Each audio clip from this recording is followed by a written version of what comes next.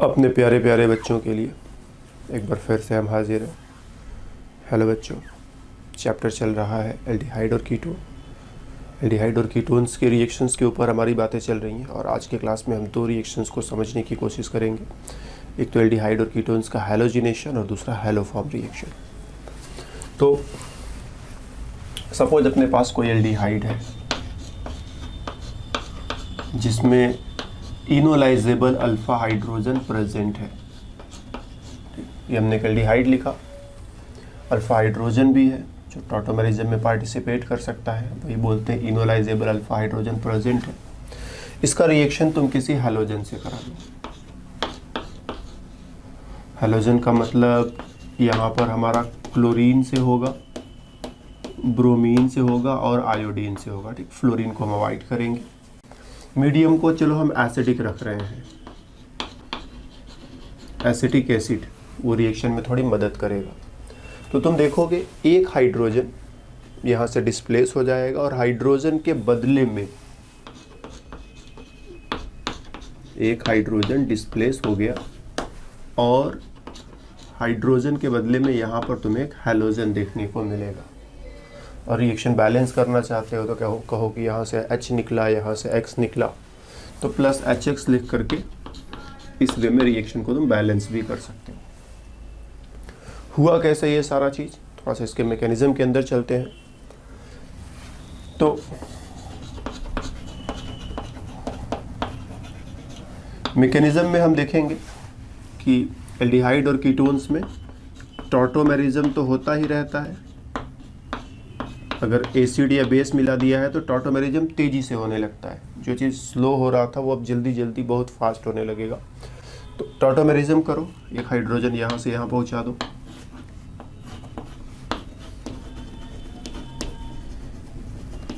Tautomerism किया तुमने, hydrogen यहाँ से निकाल कर यहाँ पहुँचाओगे तो ये OH हो जाएगा और यहाँ पर डबल बॉन्ड बना दोगे। तो रिजल्टिंग स्ट्रक्चर ये रहा। ठीक, हाइड्रोजन यहाँ से निकाल करके ऑक्सीजन के पास पहुँचा दिया, ये OH हो गया और कार्बन कार्बन डबल बॉन्ड बना दिया। तो एल्डिहाइड रहे या कीटोन रहे जो भी रहे उसका इनॉल बन जाएगा। तो फिलहाल यहाँ पर जो एल्डिहाइड लिया था उसका इनॉल बन गया। अभी ऑक्सीजन जो है लोन पे डोनेट करेगा, वापस डबल बॉन्ड बनेगा, ये इलेक्ट्रॉन उठा करके कार्बन को दे दोगे और कार्बन इन इलेक्ट्रॉनों को, जो इलेक्ट्रॉन इसको मिल रहे हैं, इन इलेक्ट्रॉनों को हैलोजन को डोनेट करके हैलोजन के साथ बॉन्ड बनाएगा और ये हैलोजन इलेक्ट्रॉन लेकर के दूसरा वाला हैलोजन जो है इलेक्ट्रॉन लेकर के भाग जाएगा। तो यहाँ से रिजल्ट क्या मिला, CH3 CH, इन दोनों के बीच में बॉन्ड बन गया। X, यहाँ एक बॉन्ड ख़त्म, सिंगल बॉन्ड बचेगा, यहाँ डबल बॉन्ड हो जाएगा। O के पीछे H है वो भी लिख दो। ऑक्सीजन ने लोन पे डोनेट किया सो पॉजिटिव चार्ज। इस हाइड्रोजन को पकड़ो, इसको भी यहाँ पर लिख दो और X जो है इलेक्ट्रॉन लेकर के भागा सो इस X पर नेगेटिव चार्ज और दोनों इलेक्ट्रॉन यहाँ जमा कर दो और रिएक्शन नियरली कंप्लीट है। बस यहाँ से तुम्हें एक हाइड्रोजन हटाना है तो इलेक्ट्रॉन दे दो ऑक्सीजन को, H पर आएगा प्लस और हैलोजन इस H को अपने साथ बुला लेगा। तो ये HX हो गया और इधर CH3 CHX, C double bond O। ठीक, इलेक्ट्रॉन पाने से ऑक्सीजन न्यूट्रल हो चुका है और ये HX भी लिख ही दो, नहीं लिखोगे तो भी चलेगा। तो ये रिएक्शन में यहाँ पर एक हाइड्रोजन को हटा करके एक हैलोजन देखो आ चुका है। कैसे कैसे आया, टॉटोमेरिज्म हुआ, इनॉल बना और फिर इनॉल ने इस हैलोजन से रिएक्शन किया। कैसे कैसे रिएक्शन किया समझाया है। इलेक्ट्रॉन डोनेट करो, यहाँ डबल बॉन्ड बनाओ, इलेक्ट्रॉन उठा करके कार्बन को दो, फिर वही इलेक्ट्रॉन कार्बन से हैलोजन के पास करो और ये हैलोजन दोनों इलेक्ट्रॉन लेकर के भागा। तो इस वे में इनोलाइजेबल अल्फा हाइड्रोजन होने पर इनॉल बनेगा और उस इनॉल के थ्रू हैलोजिनेशन हो रहा है। ध्यान देना, इनॉल के थ्रू हैलोजिनेशन हो रहा है। एल्डिहाइड कीटोन डायरेक्ट रिएक्शन नहीं कर रहा है। पहले एल्डिहाइड या कीटोन जो भी रहेगा उससे इनॉल बनेगा और फिर वो इनॉल जो है वो हैलोजन के साथ रिएक्शन करके अल्फा हैलोजिनेटेड एल्डिहाइड या कीटोन बना रहा है। Okay, very good.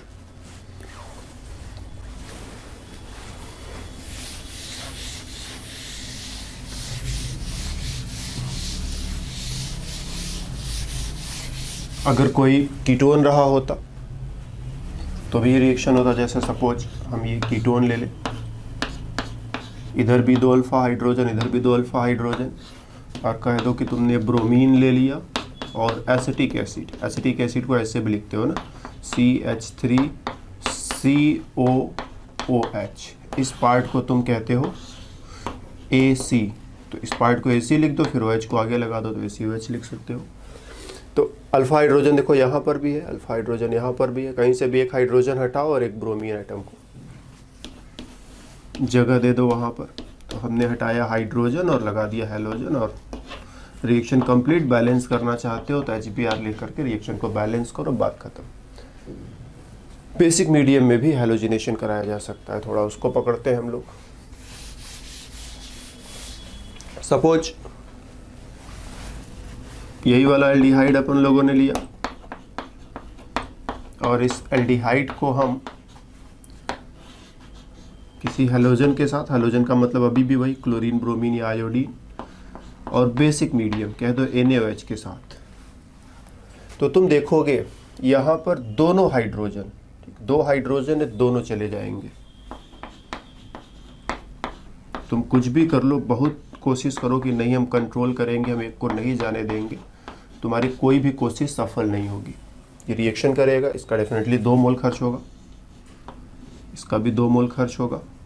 Balanced equation लिखोगे तो 2 मोल इसका, 2 मोल इसका खर्च होगा, plus twice NaX plus twice H2O लिख करके रिएक्शन को बैलेंस कर जाओगे। लेकिन पूरा फोकस यहाँ पर देना है कि दोनों के दोनों अल्फा हाइड्रोजन, पिछली बार सिर्फ एक अल्फा हाइड्रोजन गया था, इस बार 2 के दोनों अल्फा हाइड्रोजन डिस्प्लेस हो गए और 2 हैलोजन एटम्स, तो di alpha alpha di halogenated aldehyde. ठीक, अल्फा अल्फा डाई हैलोजिनेटेड मतलब अल्फा कार्बन पर 2 बार हैलोजन, तो alpha alpha di halogenated aldehyde तुम्हें मिल गया। अगर ये कीटोन है, इसके साथ भी ये रिएक्शन अगर हम बेसिक मीडियम में कराए होते, सपोज यहाँ पर NaOH ले लिया जाए, तो यहाँ पर रिजल्ट वही होना था, 2 अल्फा हाइड्रोजन है और दोनों, एक नहीं दोनों। तो एसिडिक मीडियम की खासियत क्या है, अल्फा हाइड्रोजन अगर एक से ज़्यादा भी है तो रिएक्शन एक बार होने के बाद रुक जाएगा। हैलोजिनेशन को एसिडिक मीडियम में भी करा सकते हो, बेसिक मीडियम में भी करा सकते हो। एसिडिक मीडियम की खासियत कि अगर एक से ज़्यादा अल्फा हाइड्रोजन है तो भी एक बार के बाद रिएक्शन रुक जाएगा। बेसिक मीडियम में अगर 2 अल्फा हाइड्रोजन है तो रिएक्शन 2 बार हो करके ही मानेगा। तुम चाहो कि एक ही बार में रिएक्शन रुक जाए तो पॉसिबल नहीं है, तुम कुछ भी कर लो, रिएक्शन 2 बार हो करके ही मानेगा। ओके, ऐसा क्यों? तो हम इसके मैकेनिज्म में चले तब ना बात समझ में आएगी। तो इस रिएक्शन का मैकेनिज्म लिखो, ये रहा अपना एल्डिहाइड और NaOH का इस्तेमाल किया है तो हाइड्रोक्साइड आयन आएगा और यहाँ से अल्फा हाइड्रोजन को लेकर चला जाएगा। तो एक अल्फा हाइड्रोजन यहाँ से इसको दे दो, तो जब H प्लस यहाँ से निकालोगे तो कार्बन पर आएगा माइनस का चार्ज, और ये तुमने बना लिया कार्बन पर माइनस का चार्ज एंड COH। ठीक, कार्बन पर माइनस का चार्ज है मतलब इसके पास लोन पर ऑफ इलेक्ट्रॉन्स भी होंगे ही होंगे। ठीक, अब इसको रिएक्शन करने का मौका दो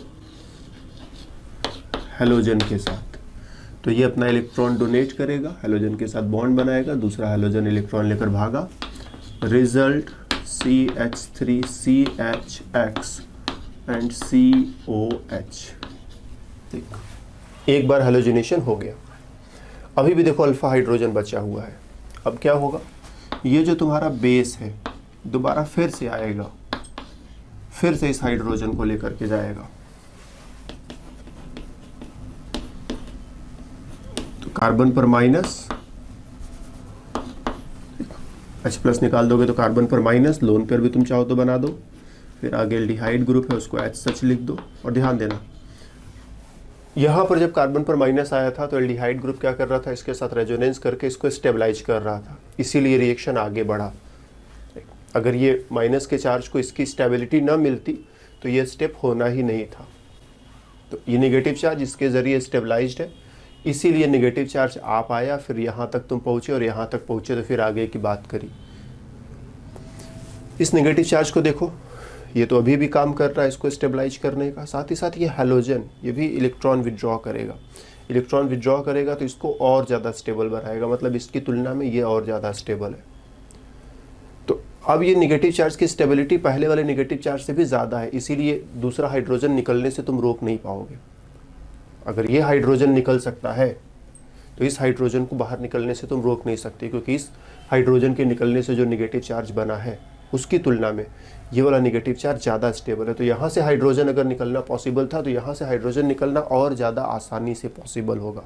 देख, यहाँ से अगर हाइड्रोजन निकाल पाए तो यहाँ से हाइड्रोजन और ज़्यादा आसानी से निकाल पाओगे। तो और ज़्यादा आसानी से निकल पाएगा, तुम इसको चाह करके भी रोक नहीं सकते। हाइड्रोजन निकला, कार्बन पर माइनस का चार्ज आया और फिर इसने दोबारा हैलोजन के साथ रिएक्शन किया और फिर से अपना इलेक्ट्रॉन डोनेट किया। दूसरा वाला हैलोजन इलेक्ट्रॉन लेकर के भागेगा और रिजल्ट एक हैलोजन, दूसरा हैलोजन एंड COH। तो रिएक्शन एक बार के बाद क्यों नहीं रुका? क्योंकि बेस क्या कर रहा है, अल्फा हाइड्रोजन को निकाल करके एनायन बना रहा है और ये एनायन जो है हैलोजन के साथ रिएक्शन किया और जो प्रोडक्ट बना उसमें भी अभी भी अल्फा हाइड्रोजन है, इसको निकालना और भी ज़्यादा आसान हो गया है। तो ये भी फटाफट निकलेगा, फिर से एनायन बन जाएगा। तुम दूसरा एनायन बनाने से रोक नहीं सकते, क्योंकि पहले एनायन की तुलना में दूसरा वाला एनायन और भी आसानी से बन रहा है। पहले वाला एनायन की तुलना में दूसरा वाला एनायन और भी आसानी से बन रहा है। तो रिएक्शन यहाँ पर रुकेगा नहीं, फटाफट आगे बढ़ेगा और 2 बार हैलोजिनेशन हो जाएगा। तो इस चीज़ को हमें अच्छे से ध्यान रखना है कि एसिडिक मीडियम में हैलोजिनेशन 1 बार होता है, बेसिक मीडियम में कराओगे तो हैलोजिनेशन 2 बार होगा। ओके, क्यों 2 बार हो रहा है?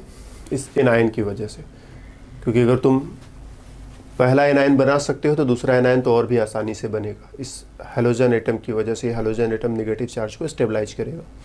तो पहला वाला एनायन बना, 1 बार हैलोजिनेशन हुआ, दूसरा वाला एनायन बना, दूसरी बार हैलोजिनेशन हुआ और रिएक्शन यहीं पर आकर के रुकेगा। अब यहाँ पर कुछ क्या, एक छोटा सा प्रॉब्लम तुम्हारे लिए। हमने क्या किया, हमने लिया, चलो फिर से एल्डिहाइड ले लिया और इसके साथ ब्रोमीन ले लिया 2 मोल, NaOH भी ले लिया 2 मोल। इसका एक ही मोल रखेंगे क्योंकि यहाँ पर 2 बार हैलोजन लाना है, 2 बार हैलोजिनेशन कराना है, तो 2 बार ब्रोमीन खर्च होगा ही होगा और इसलिए उसका 2 मोल ले लिया है। एक ब्रोमीन, दूसरा bromine COH plus other things, उनको बैलेंस कर लोगे तुम। उस पर हमारा ज़्यादा कंसर्न नहीं, मेरा सारा का सारा कंसर्न यहीं पर है कि 2 बार हैलोजिनेशन हो गया। ओके, फिर से वही वाला एल्डिहाइड अपन लोगों ने लिया, लेने के बाद फिर से ब्रोमीन, फिर से NaOH की जगह दूसरा बेस भी तुम इस्तेमाल कर सकते हो और इस बार ब्रोमीन का एक ही मोल लिया, इसका भी एक ही मोल लिया और रिजल्ट फिर से वही। ये कैसे एक्सप्लेन किया जाए? 2 मोल ब्रोमीन लिया तब तो ठीक था कि 2 बार हैलोजिनेशन हो रहा है, इट्स फाइन। जब एक ही मोल ब्रोमीन का लिया है तब 2 बार हैलोजिनेशन कैसे हो गया? हम इसको कैसे जस्टिफाई करेंगे? ओके, तो ध्यान देना, जैसे मान लो तुम्हारे यहाँ तुमने 10 मेहमान बुलाए और तुमने प्लान बनाया कि सबको जो है आइसक्रीम खिलाई जाएगी। तो तुमने क्या किया, 10 आइसक्रीम भी मंगा करके रख लिया और आइसक्रीम लगा दिया। खाना खाने के बाद बताया सब लोगों को, भाई वहाँ आइसक्रीम रखी है, आप लोग आइसक्रीम भी खा लीजिए। तो पहला वाला मेहमान गया, तुमने तो अपना हिसाब किताब अच्छा रखा कि 10 मेहमान 10 आइसक्रीम, सबको एक एक मिल जाएगा, बात खत्म। पहला वाला मेहमान गया, उसने एक आइसक्रीम खाई और उसको आइसक्रीम इतना ज़्यादा अच्छा लगा कि वो दूसरी आइसक्रीम भी अब खाने लगा। अब क्या होगा? तो डेफिनेटली जब वो डबल आइसक्रीम खा गया तो किसी न किसी को पीछे आइसक्रीम नहीं मिल पाएगा। फिर दूसरा मेहमान खा पी करके पहुंचा, उसने भी एक आइसक्रीम खाई, उसको भी इतना अच्छा लगा कि उसने भी दूसरा आइसक्रीम तुरंत खाया। तो इस तरह से जो भी जा रहा है वो एक आइसक्रीम खा करके नहीं मान रहा है, 2-2 आइसक्रीम खा करके मान रहा है। तो रिजल्ट क्या होगा? 5 लोगों को आइसक्रीम मिलेगी, 5 को नहीं मिलेगी। सेम हियर, इसका तुमने 1 मोल ले रखा है, ठीक, हम लिखना भूल गए थे, फिर से लिख देते हैं। इसका 1 मोल ले रखा है, इसका भी 1 मोल ले रखा है। तुमको ऐसा लगा कि जितना ये उतना ये, तो सबको एक एक बार ब्रोमीन मिल जाएगा, लेकिन ऐसा नहीं होगा। जो भी ब्रोमीन लेने को जाएगा, पहला ब्रोमीन लेने के बाद उसको इतना ज़ोर से मज़ा आता है कि वो दूसरा ब्रोमीन लिए बिना मानता ही नहीं है। पहला आइसक्रीम खाने के बाद इतना ज़्यादा अच्छा लगा कि दूसरा आइसक्रीम खाए बिना मान नहीं रहा है। पहले ब्रोमिनेशन के बाद दूसरा ब्रोमिनेशन इतना आसानी से हो रहा है कि दूसरा ब्रोमिनेशन तुम रोक ही नहीं पाओगे। तो जिसका भी ब्रोमिनेशन एक बार हुआ, उसका ब्रोमिनेशन दूसरी बार होगा ही होगा। तो प्रत्येक बंदा 2-2 ब्रोमीन खाएगा, 2-2 आइसक्रीम खाएगा, तो होगा क्या, 1 मोल में से आधा मोल वो तो रिएक्शन में खर्च हो जाएगा, आधा मोल ऐसे ही ठीक अनरिएक्टेड बच जाएगा। और इसका भी, चूंकि आधा ही मोल ये खर्च हो रहा है, तो इसका भी आधा मोल रिएक्शन में प्रोड्यूस होगा। अगर तुम मोल कॉन्सेप्ट और लिमिटिंग रिएजेंट का कॉन्सेप्ट समझते हो तो हम बोलेंगे कि ये लिमिटिंग रिएजेंट हो जाएगा, ये पहले ख़त्म हो जाएगा। जैसे यहाँ पर आइसक्रीम पहले ख़त्म हो जाएगा, आधे लोग रह जाएंगे, 5 लोगों को आइसक्रीम मिलेगी, 5 को आइसक्रीम नहीं मिलेगी, आइसक्रीम पहले ख़त्म हो जाएगी। तो ऐसे ही प्रत्येक मॉलिक्यूल जब 2-2 ब्रोमीन खाएगा, तो 1 मोल और 1 मोल हमने लिया है, तो आधे मोल मॉलिक्यूल्स को 2-2 ब्रोमीन मिल जाएगा, और बाकी के आधे मोल मॉलिक्यूल्स उसी तरह से अनरिएक्टेड रह जाएंगे। तो 1 मोल ये लिया, 1 मोल ये लिया, 1 मोल में से आधा मोल खर्च होगा, आधा मोल बचा रह जाएगा, और जो आधा मोल खर्च होगा प्रत्येक को 2-2 बार ब्रोमीन मिलेगा, और इस प्रोडक्ट का आधा मोल बनेगा। तो तुम भले ही इसका अमाउंट कम रखो कि ज़्यादा रखो, फ़र्क नहीं पड़ता। बराबर 2 मोल लिया तब तो सबको 2-2 बार ब्रोमीन मिलेगा, लेकिन अगर एक ही मोल लिया है तो 50% मॉलिक्यूल्स को 2-2 बार ब्रोमीन मिलेगा, और बाकी के मॉलिक्यूल्स उसी तरह से अनरिएक्टेड रह जाएंगे। तो इस चीज़ को ध्यान में रखना कि बेसिक मीडियम में तुम कुछ भी कर लो, रिएक्शन यहाँ तक पहुँचने से नहीं रोक पाओगे। तो एक बार हैलोजिनेशन कराना है एसिडिक मीडियम, 2 बार हैलोजिनेशन कराना है बेसिक मीडियम, और इसी के साथ हैलो फॉर्म रिएक्शन के लिए बैकग्राउंड तैयार हो चुका है। हैलो फॉर्म रिएक्शन,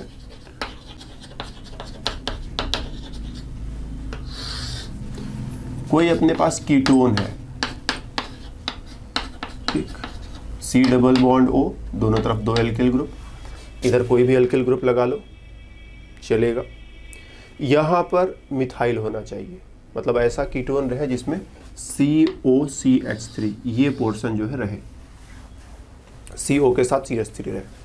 इसका रिएक्शन तुम किसी हैलोजन के साथ कराओ। हैलोजन का मतलब फ्लोरीन नहीं लोगे, क्लोरीन लोगे, ब्रोमीन लोगे, आयोडीन लोगे, ठीक। 3 मॉलिक्यूल्स हाइड्रोजन के, 4 मॉलिक्यूल्स कह दो NaOH। हम दूसरे बेसेज भी ट्राई कर सकते हैं, लेकिन चलो हमने फिलहाल NaOH ट्राई किया।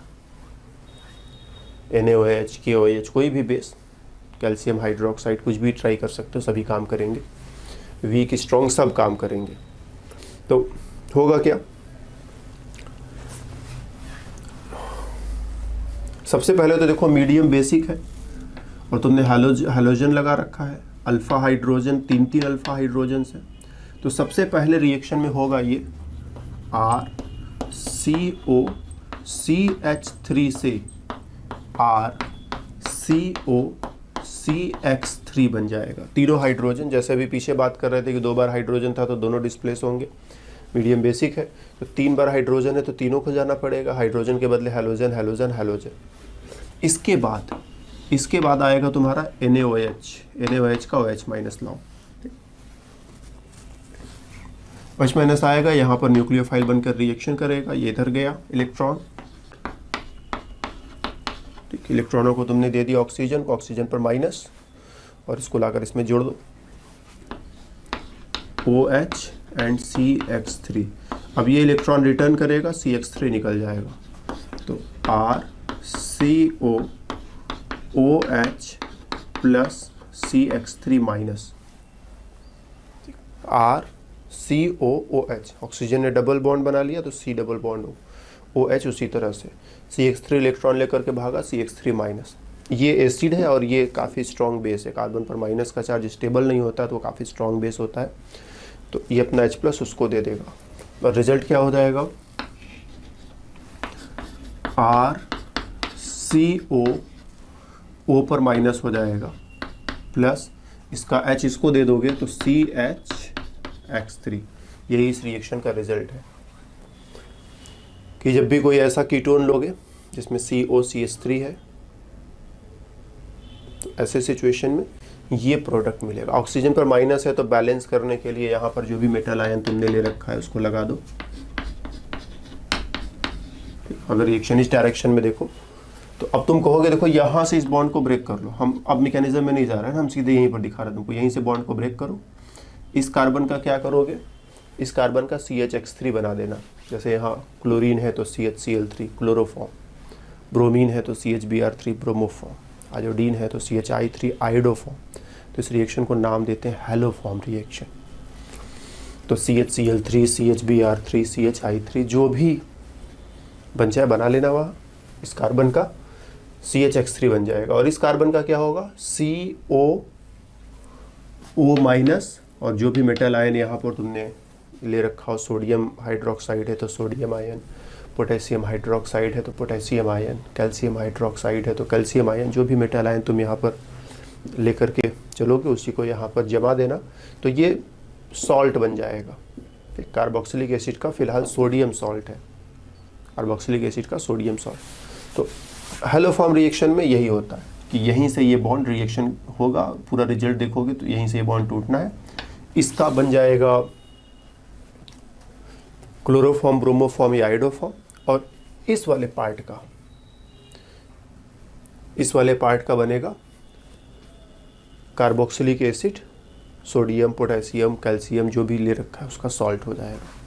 तो इस वे में रिएक्शन पूरा करेंगे। अगर हमने मैकेनिज्म के थ्रू जाना चाहा कैसे कैसे वहाँ तक पहुँचेंगे, तो हम कहेंगे जब तुम इसका रिएक्शन तुम हैलोजन से कराओगे और बेस से कराओगे तो होगा ये कि तीनों हाइड्रोजन डिस्प्लेस होकर के 3 बार हैलोजन, फिर NaOH का एक और मोल खर्च होगा, एक और मॉलिक्यूल खर्च होगा, तो हाइड्रोक्साइड आयन आएगा NaOH से, कार्बन पर न्यूक्लियोफिलिक अटैक करेगा, इलेक्ट्रॉन इधर शिफ्ट किया, ऑक्सीजन पर माइनस आ गया, OH को इसमें जोड़ दिया, इसने इलेक्ट्रॉन रिटर्न करके डबल बॉन्ड बनाया, ये निकल करके भागा CHX3 माइनस, और ये C डबल बॉन्ड O और OH, ये एसिड ये बेस, इसने अपना H इसको दे दिया, ये CHX3 हो गया, ऑक्सीजन पर माइनस आएगा जिसको मेटल आयन से बैलेंस कर लेना बाद में।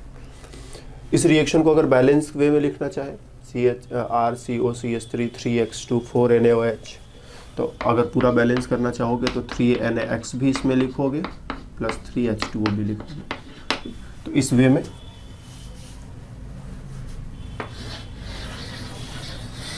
ये हो गया अपना बैलेंस्ड इक्वेशन। और ये थोड़ा मैकेनिस्टिक वे में आगे बढ़ने का तरीका कि मैकेनिस्टिक वे में सोचिए तो कैसे कैसे आगे बढ़ेंगे। और भी एग्जाम्पल्स इसके हम लोग ले सकते हैं। चलो कुछ और एग्जाम्पल्स जोड़ते हैं। जैसे सपोज हम लोगों ने ब्यूटेनोन ले लिया,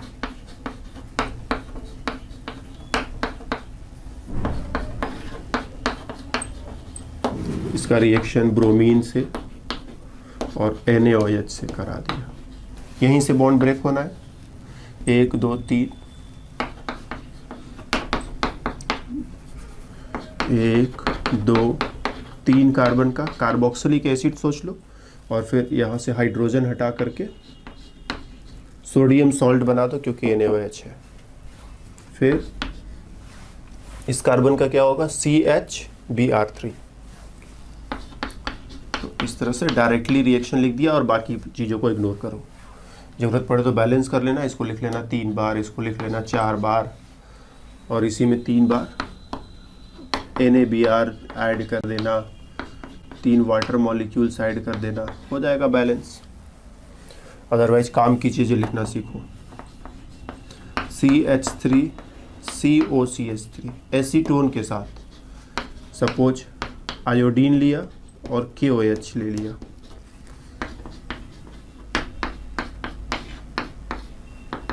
और ध्यान देना ये मत सोचना कि तुम आयोडीन कम लोगे तो ये नहीं बन पाएगा। आयोडीन कम भी लोगे तब भी ये बनेगा, ये कम बनेगा लेकिन बनेगा ही बनेगा। ठीक। और ये क्या लिख दिया हमने, पता नहीं क्या क्या लिख दिया, ये आगे बढ़ा देना, हम इंटरमीडिएट लिख दिए गलती से। तो आयोडीन लिया, KOH लिया और यहीं से बॉन्ड ब्रेक कर डाला, और इस पार्ट का 1 2 कार्बन का पहले तुम कार्बोक्सिलिक एसिड सोच लो, और फिर इस कार्बोक्सिलिक एसिड में से H हटा करके पोटेशियम लगाना है ना, इस बार सोडियम नहीं लगाना है, पोटेशियम लगाना है। प्लस ये वाला कार्बन कहाँ गया, इस कार्बन का हो जाएगा CH(I3), आयोडोफॉर्म। येलो कलर का प्रेसिपिटेट बनता है। तो बहुत बार इसका इस्तेमाल जो है आइडेंटिफिकेशन के लिए करते हैं कि हाँ रिएक्शन हुआ या नहीं हुआ। क्लोरोफॉर्म ब्रोमोफॉर्म में पहचानने का उतना तरीका नहीं है, लेकिन आयोडोफॉर्म येलो कलर का होता है, प्रेसिपिटेट कर जाता है, तो रिएक्शन को पहचानने में आसानी मिलती है कि हुआ कि नहीं हुआ। तो बहुत बार आयोडोफॉर्म टेस्ट करके इसको नाम देते हैं कि आयोडोफॉर्म टेस्ट दिया कि नहीं दिया। तो जिन भी कीटोन्स में COCH3 रहेगा वो आयोडोफॉर्म टेस्ट देंगे। एक और एग्जांपल लिया जा सकता है, जैसे इधर बेंजीन रिंग और इधर COCH3। फिर से चलो आयोडीन ही ले लेते हैं, पीला पीला प्रेसिपिटेट बनेगा।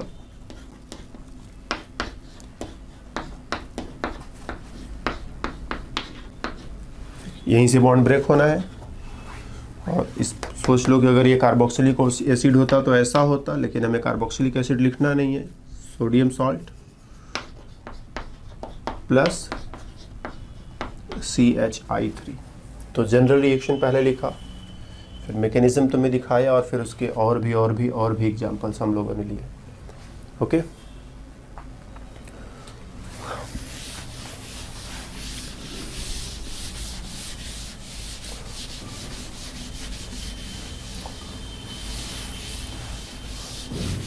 फिर इस रिएक्शन में जैसे तुम हैलोजन ले रहे हो प्लस NaOH ले रहे हो, इसके बदले में तुम चाहो तो NaOX का भी इस्तेमाल कर सकते हो, जैसे NaOCl, NaOBr, NaOI, इनका एक्वस सॉल्यूशन। तो इसके बदले में ये लेकर के भी वही रिजल्ट तुम्हें मिलेगा। मतलब क्या कहना चाहते हैं हम, अगर ये चीज़ हो जाए, इसके साथ हम NaOX aqueous solution and heat, then you will see RCOONA plus CHX3। तो ये भी ध्यान देना कि हैलोजन और NaOH अलग अलग लेकर के भी काम चला सकते थे, और इन दोनों के बदले NaOX, जैसे NaOHCl, NaOBr, NaOI, और नॉट ओनली सोडियम, पोटेशियम रहता तो भी चलता, KOCl, KOBr, KOI, ये सब भी मिल करके ये रिएक्शन करा सकते थे। तो ये रिएक्शन कराने के लिए इन रिएजेंट्स का भी इस्तेमाल अगर करना पड़े तो हम कर सकते हैं। इसकी मदद से भी वही उसी जगह पहुँचेंगे। ऐसा कैसे? तो हम लोग लिख सकते हैं, जैसे NaOCl को ही ले लिया जाए या NaOBr को ही ले लिया जाए। जब ये पानी के साथ रिएक्शन करेगा तो हम कह सकते हैं कि ये मिल करके NaOH प्लस Br2, कुछ ऐसा तुम अपने मन में अज्यूम कर लो। एग्जैक्टली होता है कि नहीं होता, ये प्रश्न यहाँ नहीं है। तो NaOBr प्लस वाटर मिला करके तुम NaOH और Br2 लिख सकते हो। तो ये इसके इक्विवेलेंट और ये इसके इक्विवेलेंट है। तो ये लोगे तब भी काम हो जाएगा, ये लोगे तब भी काम हो जाएगा। तो दोनों में से कोई भी लेकर के तुम चलो रिएक्शन में, इसको लेकर के चलते हो तब भी रिएक्शन हो जाएगा, इसको लेकर के चलोगे तब भी रिएक्शन हो जाएगा। राइट?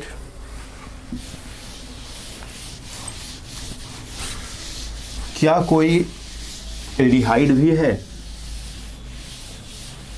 जो इस रिएक्शन में पार्टिसिपेट कर सकता है? अभी तक तो कीटोन्स की बात करी है, क्या कोई एल्डिहाइड भी है? तो देखो कैसा कीटोन चाहिए, COCH3। फिलहाल ये कीटोन है, अगर R की जगह एल्किल ग्रुप है, R की जगह एल्किल है, तो ये क्या हो गया, कीटोन हो गया। अब हम कहते हैं कि इस R की जगह तुम H लिख दो, H लिख दोगे तो ये बन गया COCH3। ठीक है, देखो एल्डिहाइड ग्रुप हो गया।